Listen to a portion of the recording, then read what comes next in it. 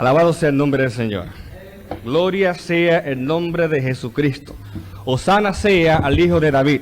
Cristo vive, sana, salva y viene otra vez. Cristo es real y vive en cada uno de los creyentes, aquellos que creen en el poder del Evangelio, que creen que Cristo es real y que viene pronto. Y por esa razón estamos aquí en esta noche, porque Dios nos ha traído para escuchar su palabra, nos ha traído para levantarnos de nuestros sueños, nos ha traído aquí para darnos fe, nos ha traído para fortalecer nuestra alma y nuestra vida, nos ha traído para darnos esperanza en Cristo Jesús. ¿Cuántos dicen amén? ¿Cuántos dicen amén? ¿Cuántos dicen amén? Gloria sea el nombre del Señor. Alaba lo que Él vive. Ya van a escuchar en los temas siguientes, vamos a hablar acerca de los 144,000. Ustedes saben que los 144,000 están en el cielo, no meramente por sus características muy espirituales, sino porque han aprendido a alabar el nombre de Dios aquí en la tierra a pesar de las circunstancias. Eso es fe. Bueno, es otro tema. Estoy muy contento de encontrarlos, a encontrarme aquí, debo decir, con ustedes en esta noche, para seguir nuestro tema de ayer. El tema de ayer, ustedes recuerdan, era Adán, el postrer Adán, ¿y qué? Y yo. Y creo que ya han podido al menos pensar cómo esa relación entre los dos Adanes, Cristo, el primer Adán y el segundo Adán y nosotros, y cómo Cristo ha ganado una gran, pero gran victoria a favor de la humanidad. ¿Cuántos dicen amén?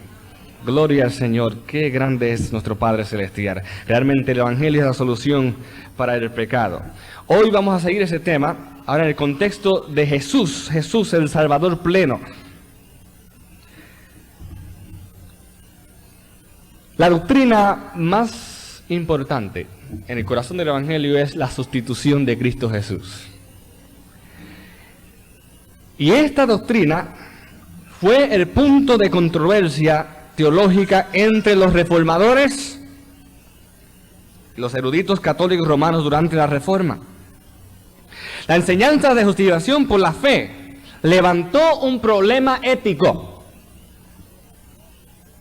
Ustedes saben que en la historia, por causa de la iglesia reinante por cientos y cientos de años, el Evangelio se perdió en la oscuridad de la filosofía humana.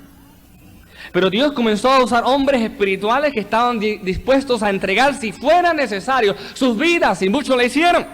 Eso se llama la fe de Jesús. Y Dios usó hombres como Martín Lutero, que se convirtieron en lo que hoy conocemos como los reformadores. Querían reformar la verdad bíblica que había sido ocultada a la vista de los hombres por las enseñanzas humanas y la filosofía humana. Y Martín Lutero descubrió la verdad en Romanos, un libro del cual estamos tocando en esta semana bastante, varias porciones de él. Y él vio allí mensajes de justificación por la fe. Y leyó en Romanos 5:1, por lo tanto, justificados pues por la fe tenemos ¿qué?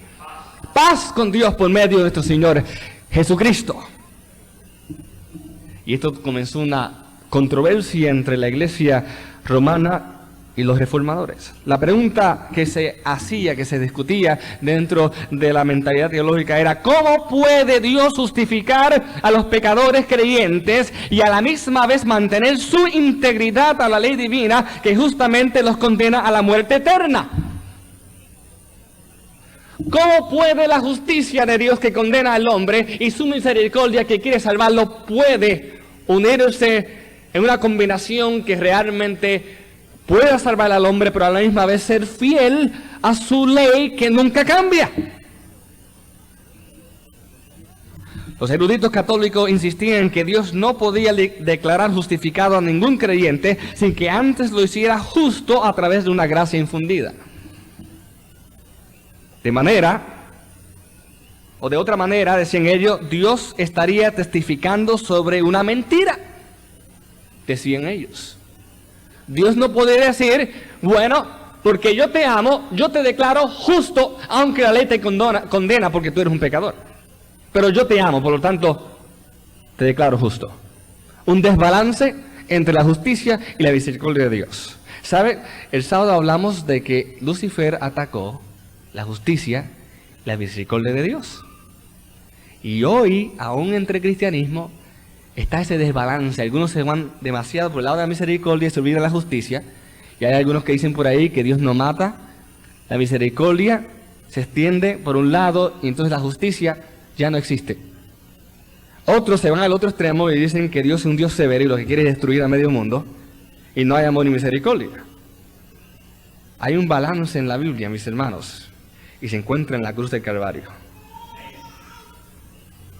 Pero en el descubrimiento de la doctrina de la sustitución de Cristo, los reformadores y los católicos, eruditos católicos romanos, estaban en esta disputa tratando de entender esta doctrina de la sustitución, que es la clave para aceptar la salvación de Cristo.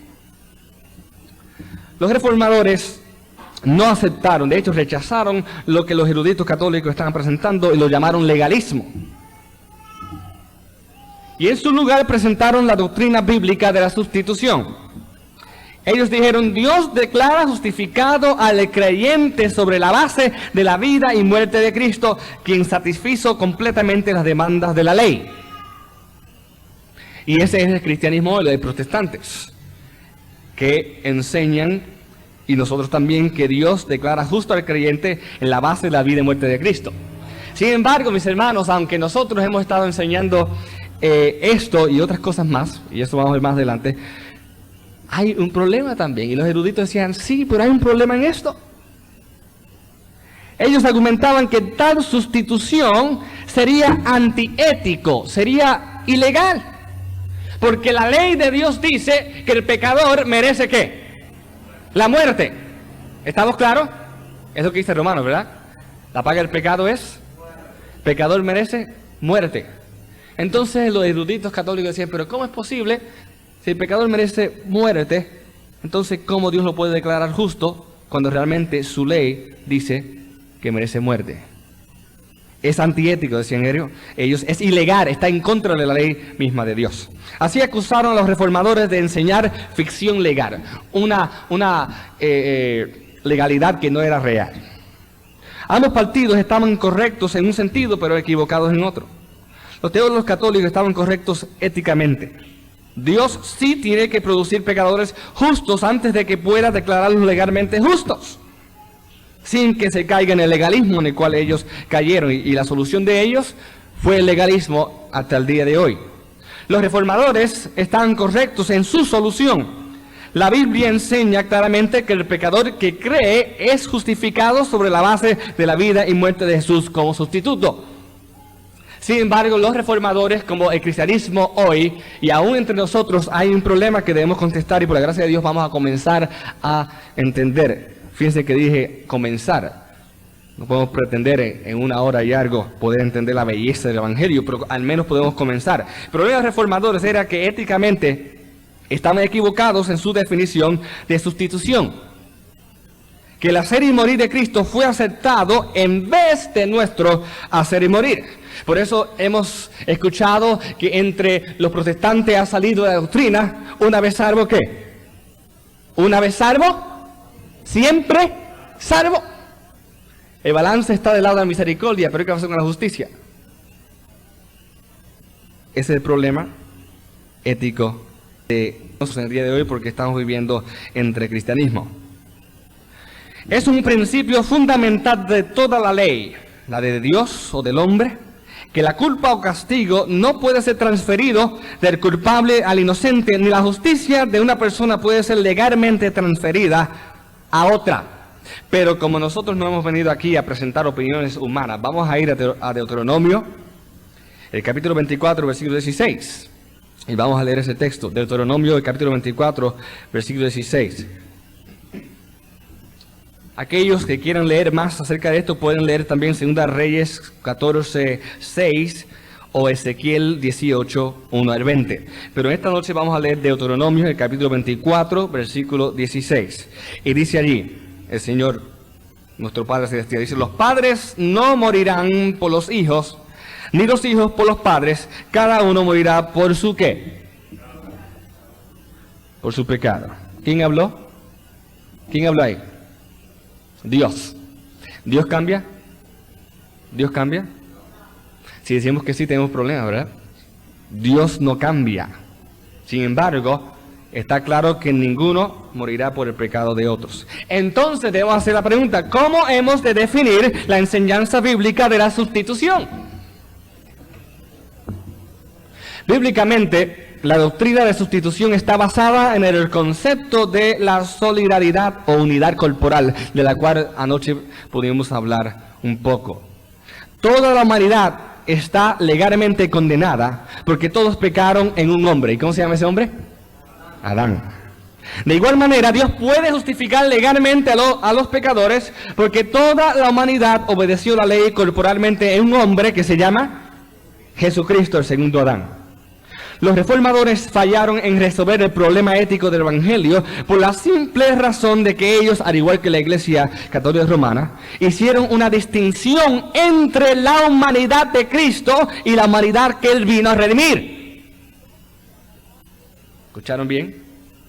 Fallaron en poder dar al punto del balance entre la justicia y la misericordia, porque hicieron una distinción entre la humanidad de Cristo y la humanidad que Él vino a redimir. El Evangelio ético identifica la humanidad de Cristo con la humanidad caída corporal que Él vino a redimir. Cristo no podría salvar a la humanidad si no la hubiera asumido. Entonces hacemos la pregunta: ¿cuál fue el propósito primordial de Cristo al hacerse hombre? Existen 3 respuestas a esta pregunta dentro de la iglesia cristiana. La primera nos dice: Cristo se hizo hombre para comprobar que el hombre y la mujer pueden guardar la ley de Dios. Y aunque parece interesante y hasta verdad, hasta cierto sentido, mis hermanos, esto no se puede sostener explícitamente con las Escrituras. Y lo voy a repetir porque escuché unos amén. Lo voy a repetir para que ahora lo analice. ¿Cuál fue el propósito primordial? Fíjese.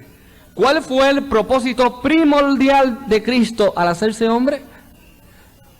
La primera respuesta del cristianismo es que Cristo se hizo hombre para comprobar que el hombre y la mujer pueden guardar la ley de Dios. Si así fuese, mis hermanos, entonces Cristo no hubiera tenido que morir, simplemente hubiera guardado la ley y nos hubiera dicho: ok, yo la guardé, la pude guardar, nunca pequé, ahora ustedes deben seguir mi ejemplo y guarden la ley perfectamente y serán salvos. ¿Eso se llama salvación? Por obras.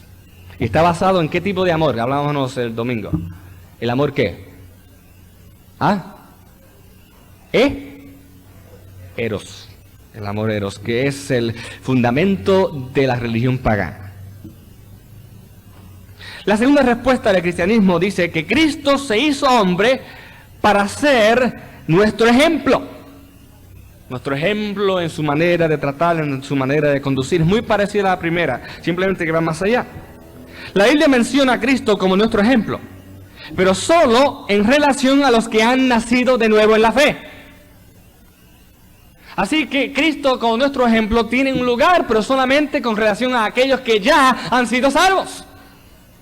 O al menos aquellos que ya han reconocido la salvación de Cristo por la fe. Aquellos que han recibido la justificación por la fe. Así que si decimos que Cristo, el propósito primordial de Cristo al hacerse hombre era para ser nuestro ejemplo, entonces nuestra predicación de las buenas noticias debe ser: hay buenas noticias, que no son muy buenas, si fuese así. Pero diremos: hay buenas noticias. Usted que es drogadicto, le voy a decir: mire, estudie la vida de Cristo, vea cómo Él andó, ande como Él y será salvo. ¿Buenas noticias o malas noticias? Es imposible que esta carne enferma pueda andar siguiendo a Jesús a menos que primero sea redimida. ¿Amén?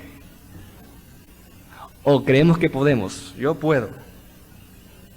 Pasamos pesa los molleros espirituales y voy a hacerlo. Mis hermanos, la Biblia dice que no puede. No podemos. No podemos. No hay justo ni a uno, así que no podemos. Los que enfatizan esta posición dan la impresión de enseñar la teoría de salvación, por ejemplo, o sea, lo que hoy conocemos muy bien dentro de la iglesia adventista como perfeccionismo o legalismo. La tercera respuesta del cristianismo es que Cristo se hizo hombre para redimir a la humanidad del pecado. ¿Cuántos dicen amén? Mateo en el capítulo 1.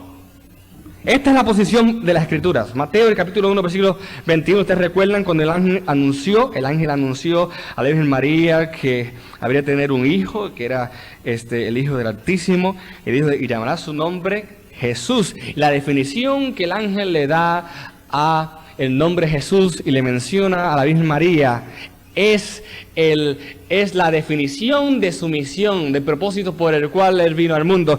Nos dice: y dará a luz un hijo y llamará su nombre Jesús, porque él salvará a su pueblo en sus pecados. ¿Es lo que dice? No es lo que dice, yo alteré algo ahí. Dice: llamará su nombre Jesús, porque él salvará a su pueblo de sus pecados. Gloria sea el nombre del Señor. Y después todo el Evangelio, fíjense, Mateo ahí comienza el primer libro del Nuevo Testamento. De ahí para adelante todo el Nuevo Testamento desarrolla esa verdad de que Cristo vino a salvar al hombre del pecado. Cristo asumió la humanidad para ser el Salvador del mundo. Solo los que le reciben como Salvador le siguen como ejemplo, y no al revés. La otra pregunta entonces que debemos hacernos es: ¿cómo salvó Cristo a la raza humana en su humanidad? Nuevamente el cristianismo ofrece más de una respuesta, y cada una demanda una posición diferente de la naturaleza humana de Cristo. La primera respuesta a la pregunta ¿cómo salvó Cristo a la raza humana en su humanidad? Es que Cristo en su humanidad salvó al hombre y la mujer vicariamente. En otras palabras, murió y actuó en nuestro lugar.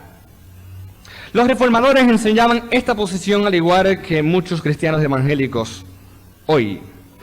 Para ello enseñan que Cristo tomó la naturaleza humana antes de la caída. Es decir, una naturaleza humana que no tenía ningún defecto de pecado. Según esta posición, el pecado es un problema dual, o sea, un problema de dos cosas. Primero, es una condición o estado de condenación. Así que según esta posición, Cristo tenía que tomar una condición o estado opuesto al nuestro para ser nuestro sustituto. Ellos insisten que si Cristo hubiera tomado nuestra naturaleza caída, automáticamente se hubiera convertido en un pecador. El punto secundario, según ellos, es que el pecado es lo que hacemos, es nuestros actos, los actos pecaminosos. Así que la vida perfecta de Cristo y su muerte fueron sustitutos para nuestros actos imperfectos. Esta posición presenta dos problemas. Primeramente, hace el Evangelio antiético, pues ninguna ley permite que la culpa o justicia sea transferida de una persona a otra. Esto es lo que los eruditos católicos acusaron a los reformadores de ficción legal. Cuando el culpable y el inocente se unen, como es ilustrado en el servicio del santuario del Antiguo Testamento, entonces la sustitución se hace legalmente aceptable. Y el punto número 2 del problema de esta posición es que convierte el Evangelio en una gracia barata. Cristo lo hizo todo, dicen ellos, en vez de nosotros. Por lo tanto, no tenemos que identificarnos con su vida y muerte como la verdadera fe y bautismo demanda de nosotros. Pablo dice en Gálatas, el capítulo 2, versículo 20, con Cristo estoy, ¿qué? Juntamente crucificado. Y ya no vivo yo, mas vive Cristo en mí. Y Romanos 6, el capítulo 1 al 4, dice que con Cristo fuimos juntamente sepultados a través de la muerte, así bautizados. Así que con Cristo unidos es que nos llama el Evangelio a vivir. La segunda respuesta del cristianismo a la pregunta ¿cómo salvó Cristo a la raza humana en su humanidad? Es que Cristo en su humanidad salvó al hombre y a la mujer en realidad. O sea, no vicariamente, no en su lugar, pero en realidad. ¿Qué quiere decir esto? Que Cristo tomó la naturaleza humana que tenía Adán después de la caída. Como Cristo vino a salvar a la humanidad caída, Él tenía que asumir la naturaleza humana de pecado que necesitaba redención. La vida y muerte de Cristo cambió en realidad el pasado de la raza humana, cambió su posición, porque todos estamos identificados corporalmente con la humanidad de Cristo. Su vida y muerte se convirtieron en nuestra vida y nuestra muerte. ¿Cuántos dicen amén? En Cristo hemos sido obedientes, hemos obedecido a la ley de Dios, y en Cristo hemos muerto de pecado y hemos resucitado a una nueva vida. Cuando Cristo murió en la cruz, toda la humanidad fue legalmente justificada, porque en Cristo toda la humanidad murió. La fe es, por lo tanto, mucho más que la mera aceptación mental de la verdad.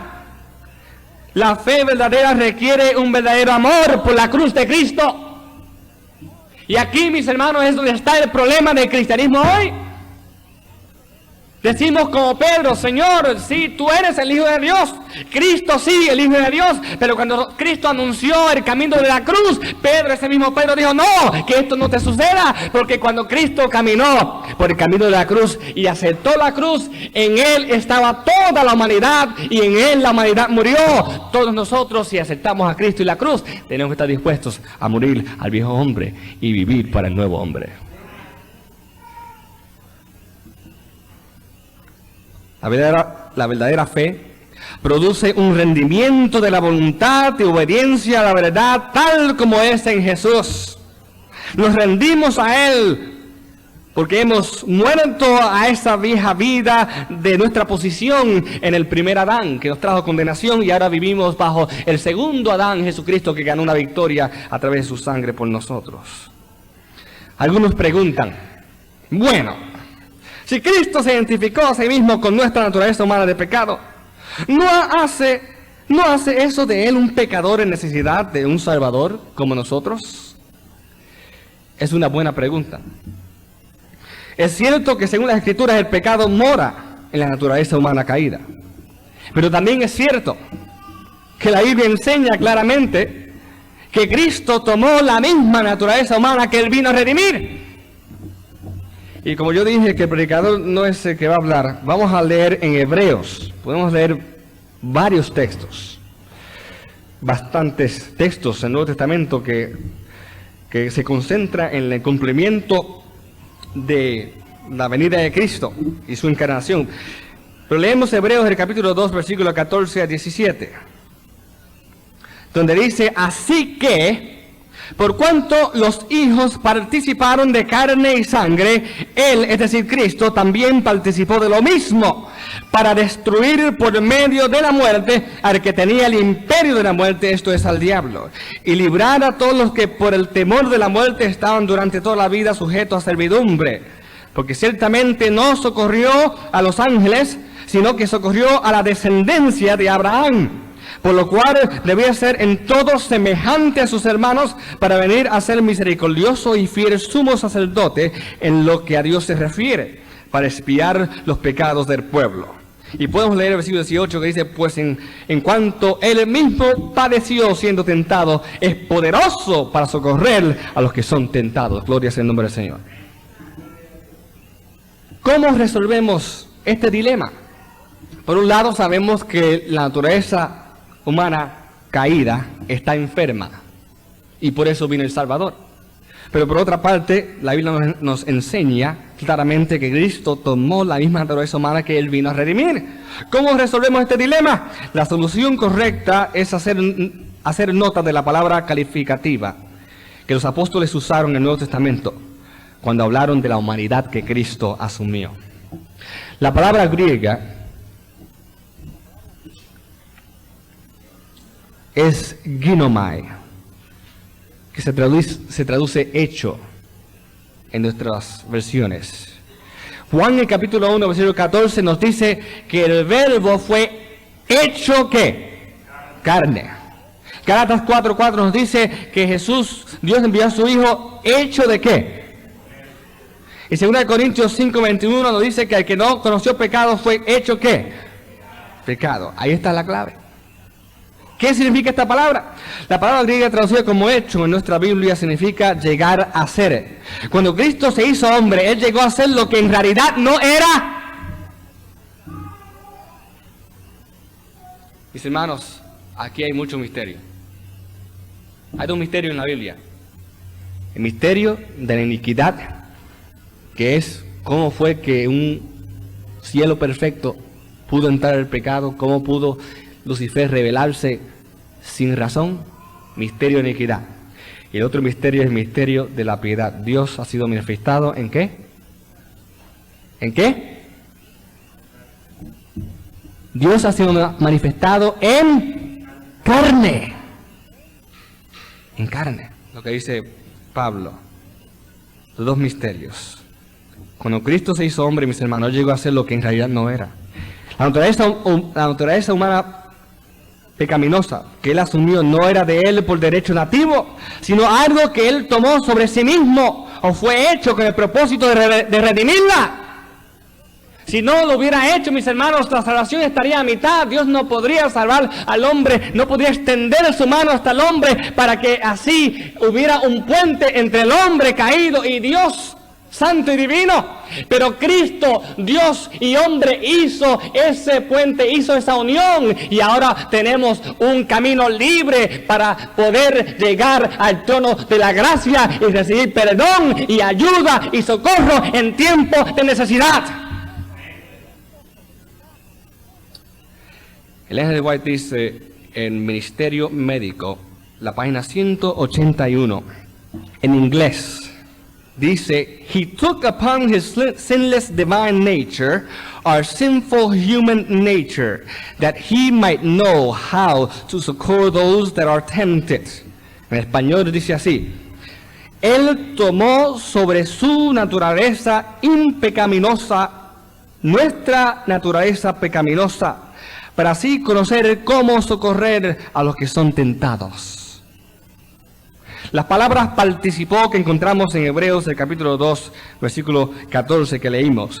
Y la palabra semejanza que leímos en Romanos 8:3 en la lectura bíblica, tiene la misma idea de la palabra hecho o ginomai. Cristo en realidad asumió nuestra naturaleza humana pecaminosa, condenada como la conocemos, pero derrotó completamente la ley del pecado y de la muerte, como dice Romanos 8:2, que residía en esa naturaleza humana de pecado. Y luego de vencerla, la ejecutó en la cruz. La llevó a la cruz y en sí mismo la humanidad que cargaba toda la humanidad en Cristo, murió con Cristo allí en la tumba. Gloria sea el nombre del Señor. Por eso, mis hermanos, no podemos decir que Cristo tenía una naturaleza pecaminosa. Ahí está el problema. Ese ha sido el debate de los siglos. Y aún hoy, y lo voy a hablar claro, mis hermanos, porque yo sinceramente creo que Cristo viene pronto. Y si yo puedo aportar a un chipiquito,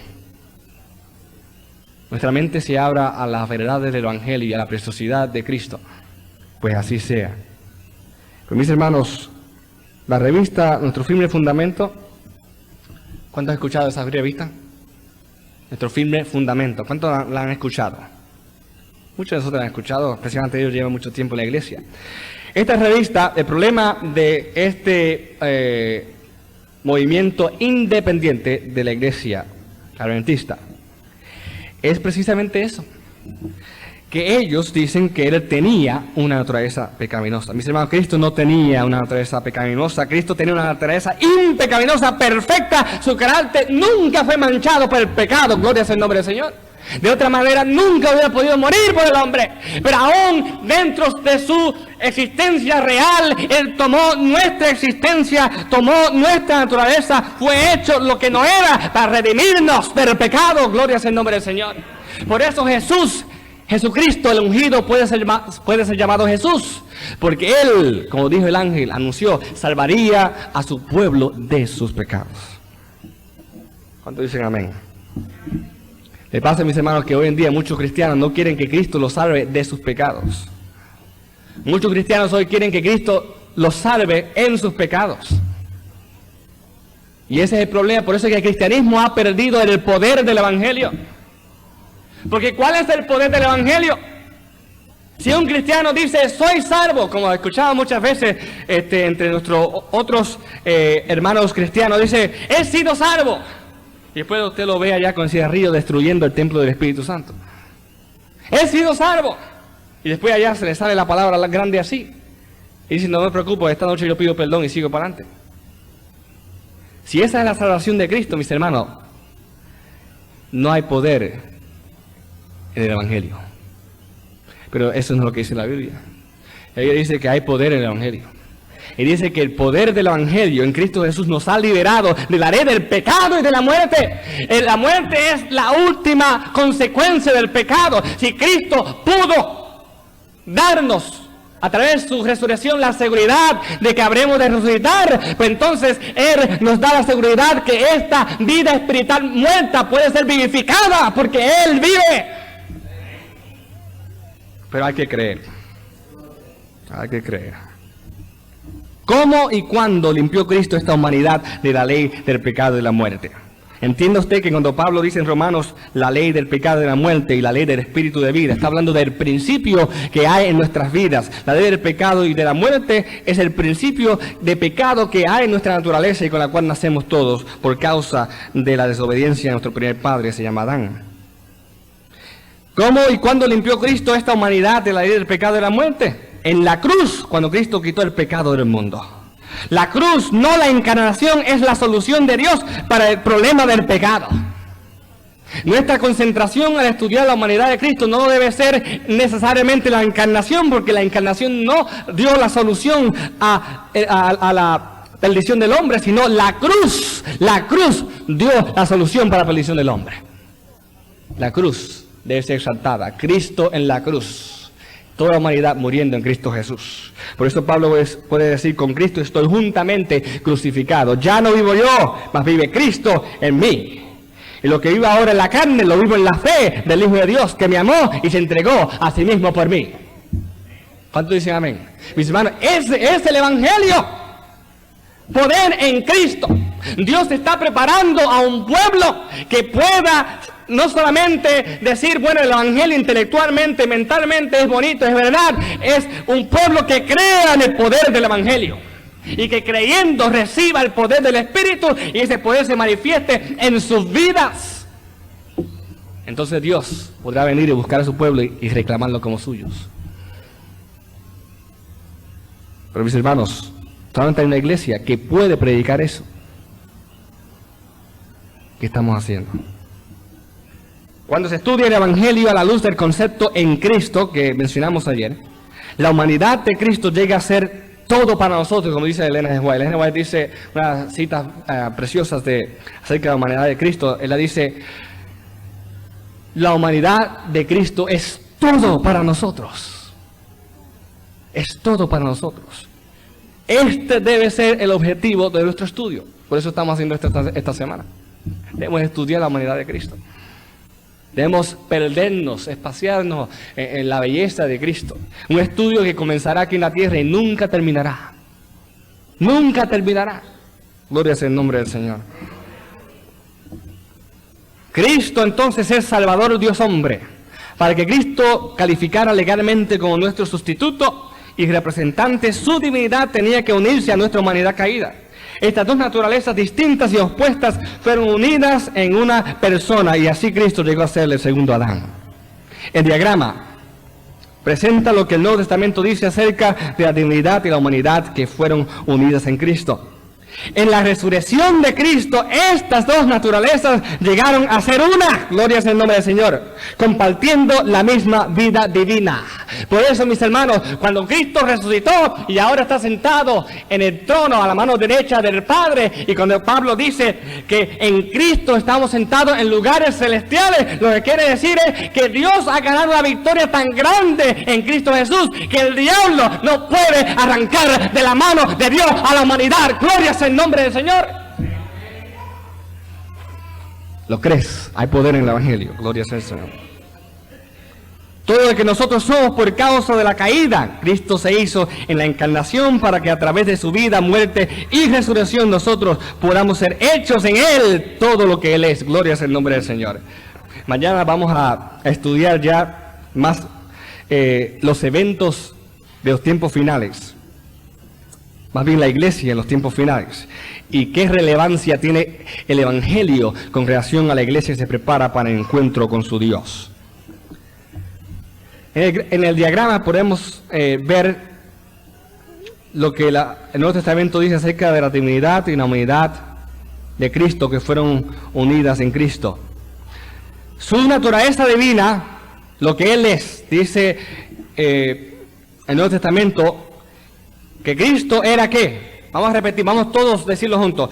Cristo era uno, Hijo de Dios. ¿Ustedes lo pueden ver ahí?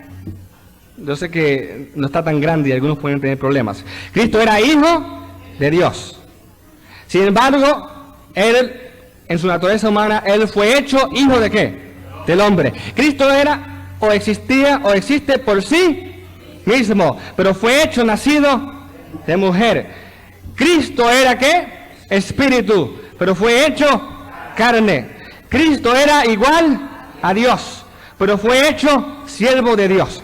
Cristo era impecaminoso, pero fue hecho pecaminoso.